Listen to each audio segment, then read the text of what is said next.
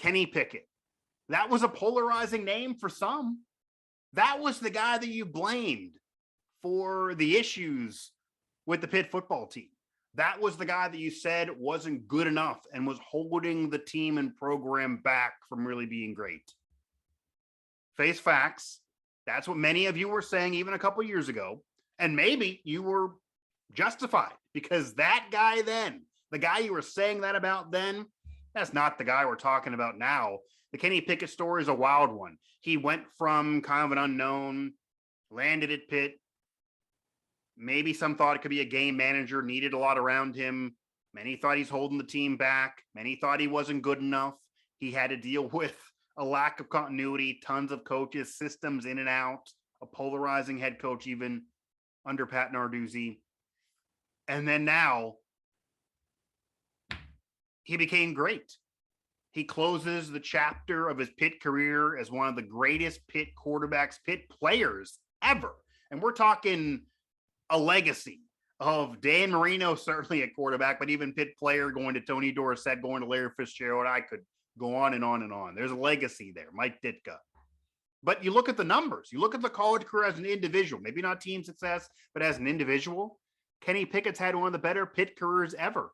He's been one of the better quarterbacks in college football ever. Look at the individual numbers, certainly in Pitt history ever. All-time leading passer, etc. But what does that mean for the next level? Is he Alex Van Pelt?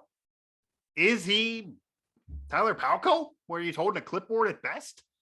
I don't think so. He moved from barely getting drafted to late round pick to, many are saying now, first round. At minimum, some are saying number 1 overall pick. Is he the next Dan Marino? Because when you look at the Pitt career, that's what he wants out of the NFL. Is that possible?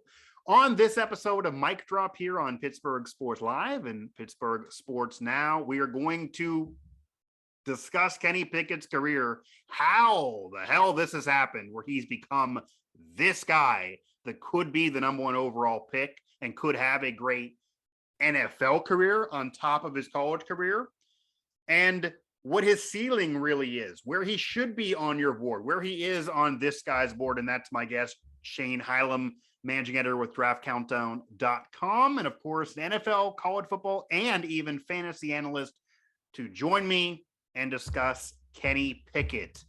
What's been Kenny Pickett and what could become Kenny Pickett at the next level. How did that all happen? Because I've talked to some that cover Kenny Pickett. I've talked to some nationally that have been around other ACC programs that have seen Kenny Pickett. And some of them literally told me on preview shows or post-game shows, etc., that it doesn't even look like the same guy that they were watching a couple years ago when he ended his Pitt career to what it was prior. How did Kenny Pickett go from regular quarterback that needs to improve, that no one seems to love, to one of the greatest quarterbacks in the country and certainly in Pitt history?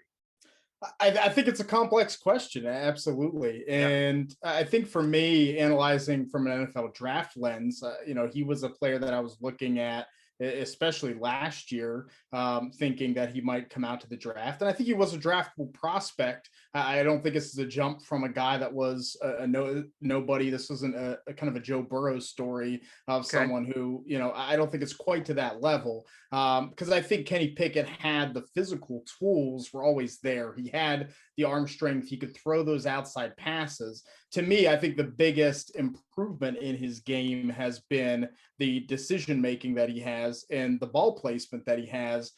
He is anticipating. That's something I did not see him do in 2019 and 2020. Like, he just was never able to anticipate where the receivers would be. And so I think, to me, that's kind of the biggest improvement of his game, is like he's taken these steps in an NFL fashion, right? These definite tools that you need in the NFL. If you throw a ball to a receiver where he was instead of where he's going to be, it's going to be intercepted. And that's what Kenny Pickett was doing. You watch the Clemson game in 2020, that's what he was doing.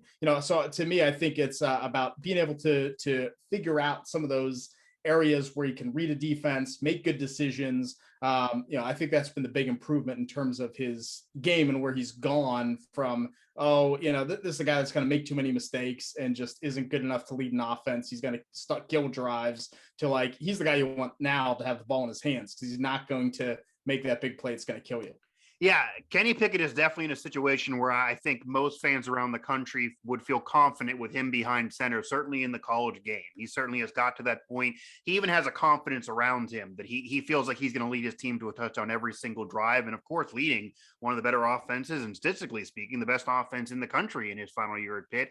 So would you say it's fair to classify Kenny Pickett's progression as a slow build where he got better, and then all of a sudden in this final year, it just took an incredible leap even more forward? Because you're talking about even back to 2020. So even a year ago, you still saw some signs that weren't ready yet for you to be comfortable with him in the NFL. Certainly not a first round grade, but there are some of your colleagues around the NFL draft landscape that have taken him from a late 5th, 6th, 7th round pick, probably where he was a year ago, maybe even not draftable a year prior, back 2019.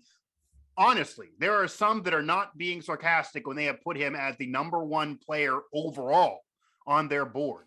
That is an outrageous leap for even a year period. And it's not to say it's crazy because the numbers are there and he's a quarterback, but would you say it's fair that's a progression and then a major leap forward, or did you see any signs that this could be possible? I guess that's a question too. Did you see signs this was possible, or are you surprised that you're actually having to have conversations of if he's the number 1 player overall now from what you would have thought a year ago?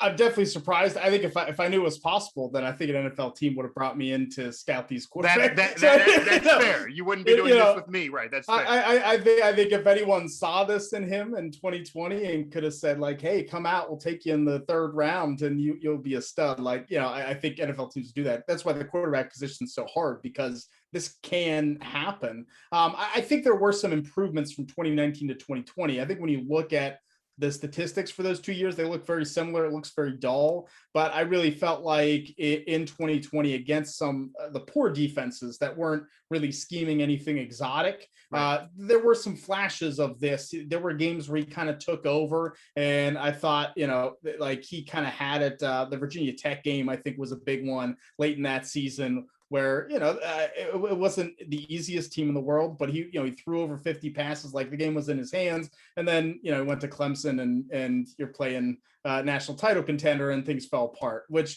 did not happen this year. And I think that's the biggest difference, is when there were difficult defenses for Kenny Pickett to play, like Clemson, that he stepped up to that challenge. I would even say the second game against Tennessee is a defense that's really improved through the season, given some big SEC teams some problems, and he picked them apart.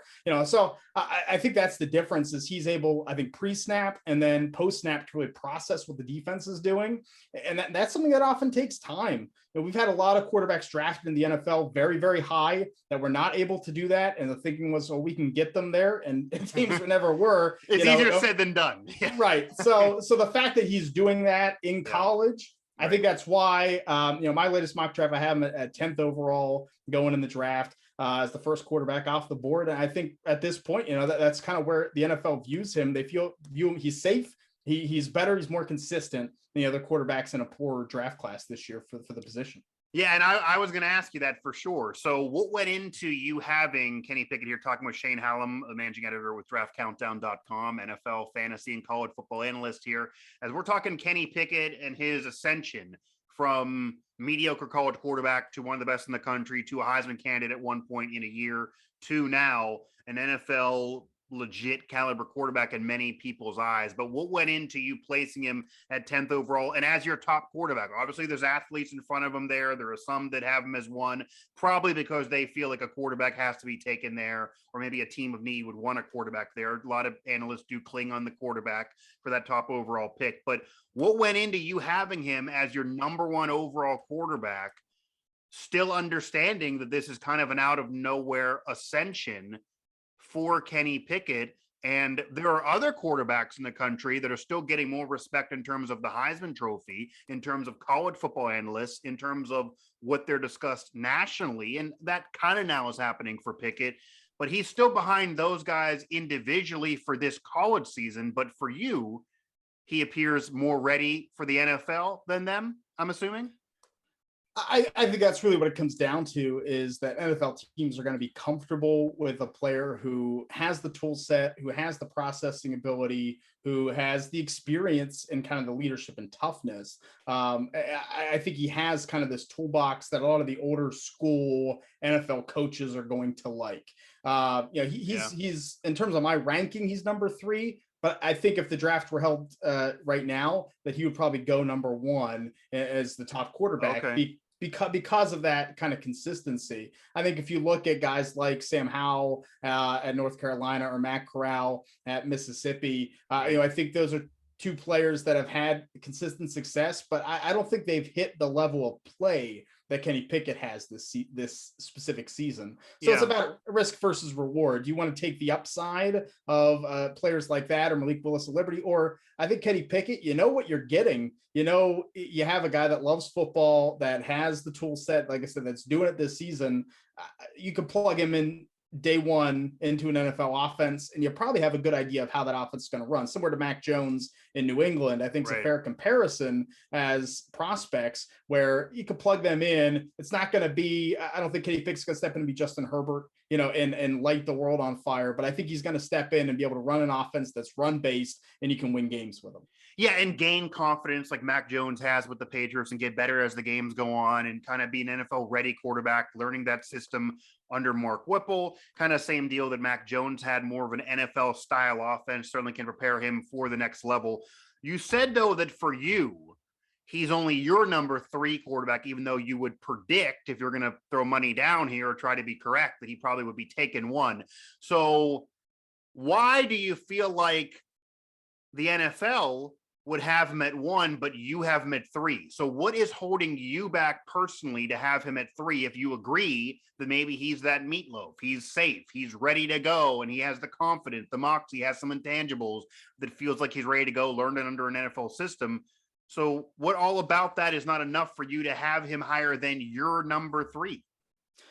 I think there's 2 things. I think the first thing is kind of what we've hit on throughout our discussion here, is the fact that it was such a big jump from 2020 to 2021. Even though there were some flashes there, that scares me. That's usually the quarterbacks that can turn into a pumpkin, for lack of a better term. And so I think I have some fear with that. Plus, is the upside there of these other players? If there is fear that, hey, maybe this is an outlier for Pickett, maybe it's a weaker ACC than we think, maybe things are just processing the Pitt offense. Maybe Jordan Addison is this absolute stud that is, bailing him out, making him look better. I think there's a lot of factors that it could be. And I don't run an NFL team, so it's easier for me to say, well, I'm going to take the upside quarterback, right? I'm going to take a guy that could be top 10, where I think Corral and Howell have that potential. I don't think Kenny Pickett's ever going to be a top 10 quarterback in the NFL, but I don't think you're drafting him necessarily to be that. I think you're drafting him to be a franchise player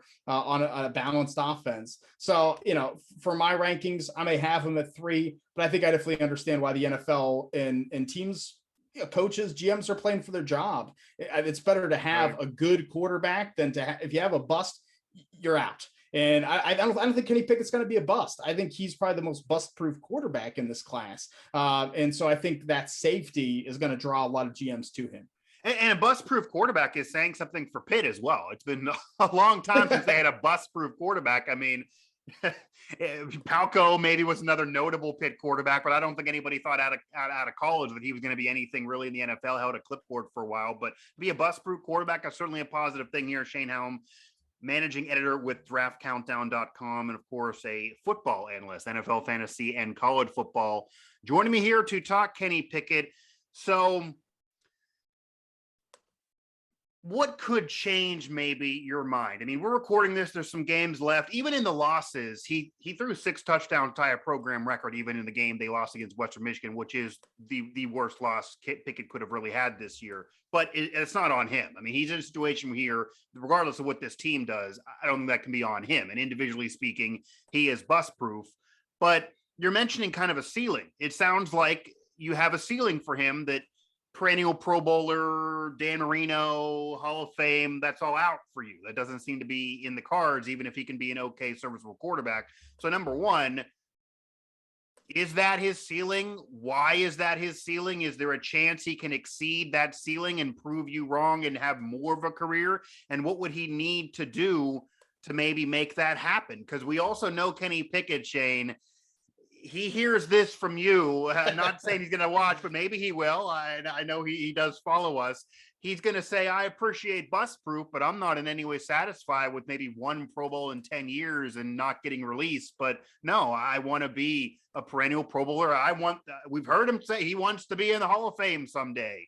He wants to do what Dan Marino did and leave Pitt and then have a great NFL career. So you don't think that's going to happen? What can he do to prove you wrong and say, I am not satisfied with bust proof? I want to be one of the best quarterbacks in the NFL and be the next Dan Marino coming out of Pitt with stats and then go on to the next level and end up in Canton someday. Is that possible? Can he do something to prove those doubters wrong and eventually get there? I think there's two things that he can do in this process up to the NFL draft to make me my words tonight in a few months say, well, right. I was too low. One is bowl game. I mean, I think if I want to see him go up against a ranked high end defense, and as much as I think Clemson was a very good defense this year, I think that is good film for him. I think that there's better defenses out there, and if Pitt wins out, they're going to face one. And I think that could go a long way. And the second thing is the Senior Bowl. I think he's going to have the opportunity to be the best quarterback there. He's probably going to be there with Malik Willis from Liberty, possibly Carson Strong from Nevada, and others. I think if Kenny Pickett can showcase that he is by far the best quarterback at the Senior Bowl in Mobile in January, that it really is where guys like Phillip Rivers, turned into top 5 picks when they showed that, hey, they can step in from, to be frank, Pitt's not a school that's known for their quarterbacks or their prospects. No. And so if he can step out from that and go to an environment where he's facing guys that are going to go in the first, second, third round of the NFL draft and dominate them, then I'll eat my words and say, hey, Kenny Pickett proved he could do it against this top competition, and I'll maybe move him up before the draft. So it could happen. Yeah, I'll allow you to move them up before the draft here. We won't hold you to this too much here. Things do move around, of course, when you're watching and evaluating. But yeah, 83 was Marino's draft class. Even Alex Van Pelt, these records that he's breaking along with Marino, we're talking 20, 30 years still from then.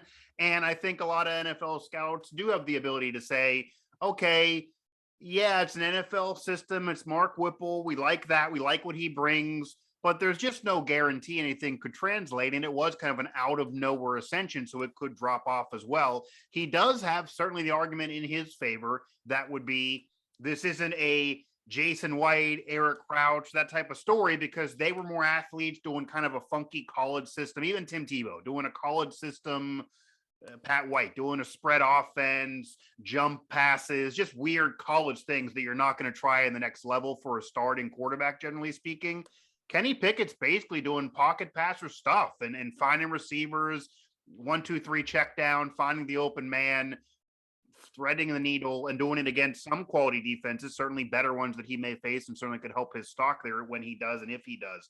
So he is giving you kind of what you'd want to see at the next level, which again maybe goes back to you saying, well, that's going to be safe. I don't think he'll have a bust potential because he's at least experiencing a little bit of that style of offense while in college, not just something that'll be totally foreign that he'll have to learn all again and cannot just dominate purely in athleticism like some maybe have tried to do from college to the next level.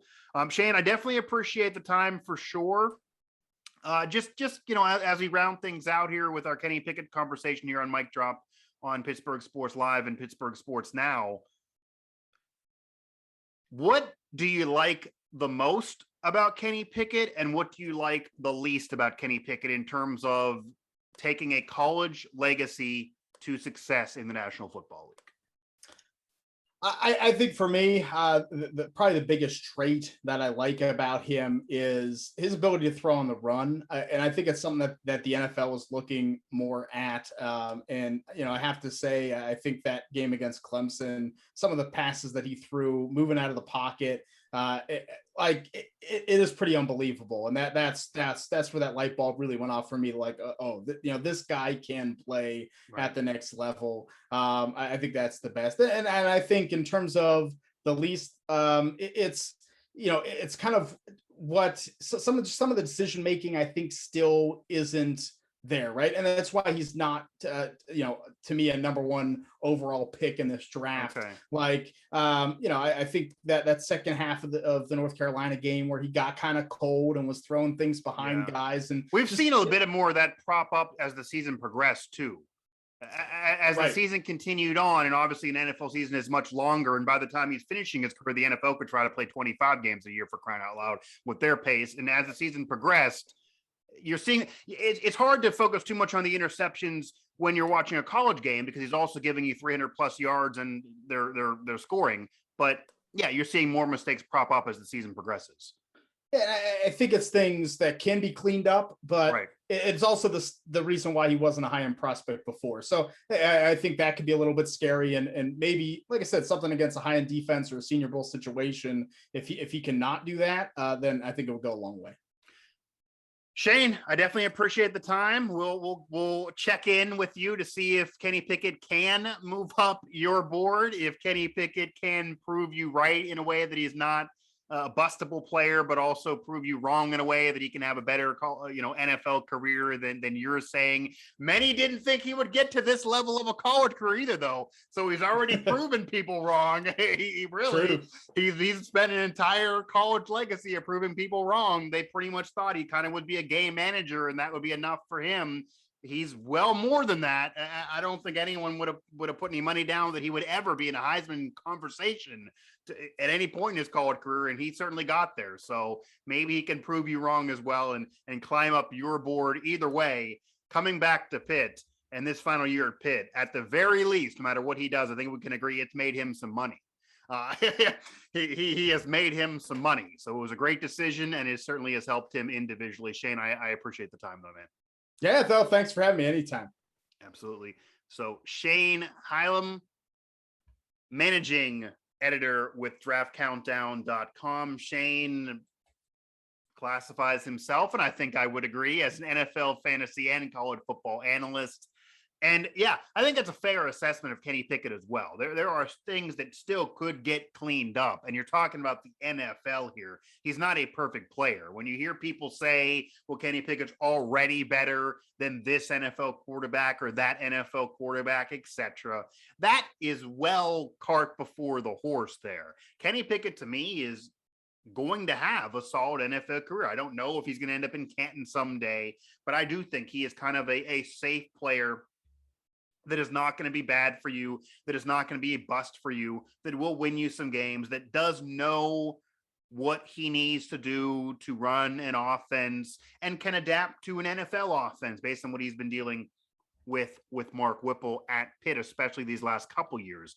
And he's had to prove doubters wrong. He's had to learn multiple offenses. He's dealt with multiple coaches, multiple OCs, and he's just got better and better as the years go by. And of course, that big ascension from 2020 to a Heisman candidate in 2021, that's something you got to like. You got to like that moxie, that personality, that swag, that confidence in him, kind of like a Joe Burrow that also kind of came out of nowhere and had one of the greatest college seasons ever. At least Pickett's doing it over a period of time. He finishes, no matter what, as one of the greatest Pitt quarterbacks of all time, one of the greatest careers, individually speaking, for a college quarterback of all time. Just look at the numbers. And he does give you a lot to think he is ready for the next level, that he is ready for the National Football League.